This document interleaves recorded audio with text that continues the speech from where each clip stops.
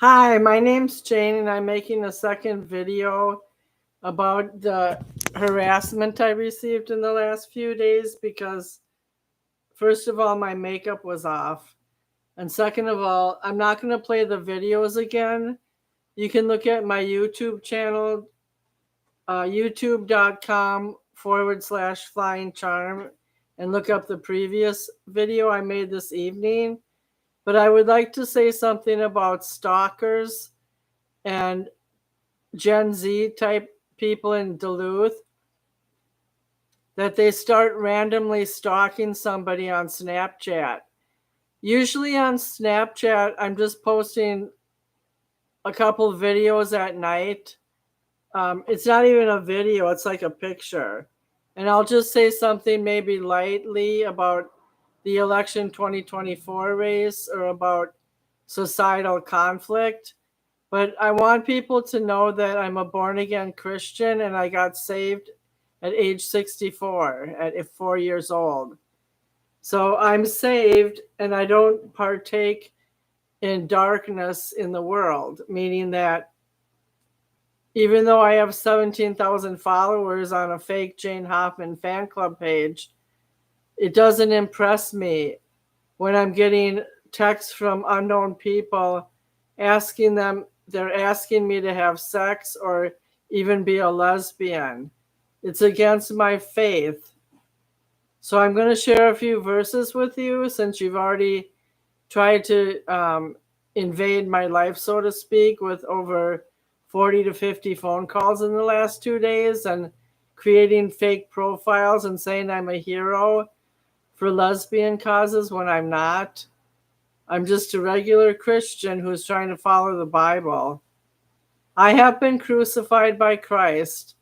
It is no longer I who lives, but Christ who lives in me. And the life I live, I now live in him, who died and gave himself for me. I also have a radio podcast that involves religion, social movements, societal changes, and politics. If you would like to follow me on an intellectual level that's not shallow, that podcast is on www.blogtalkradio.com/tabernacle faith. I have a wide variety of people on my show. I have an Egyptian atheist who's a black businessman. I have a Christian named Suzette who was raised partially in the Mormon faith but is now just a streamlined Christian. I have Wade, who is a strong Christian and a Baptist who he makes theatrical podcasts and he also does theatrical stuff live at his church, including writing the script and also help producing them. I have John Yoder, who went off the edge politically, and he's a total Trumpster. And he thinks everybody who's not a Trumpster is pretty much Luciferian, including all the major players in Hollywood. And I'm just a Lutheran from Minnesota. I believe in human rights and social causes and protecting people who are weak. I believe in an economic safety net, which other people call welfare. And I believe in subsidized housing. So if you are interested in these topics, please follow my podcast. There's over 650 episodes to choose from, and we try to do a good job on all current events, including election 2024.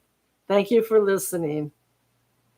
And by the way, if you're going to stalk me, buy my screenplay on Amazon. You can Google it by Jane Hoffman, Milwaukee 14. It's about men of clergy, including 7 priests, a Jesuit, a monk, and a Lutheran minister who raided the Milwaukee Draft Board building. And what they did is they took out 10,001 A files, which were priority, and they burned them across the street with homemade napalm.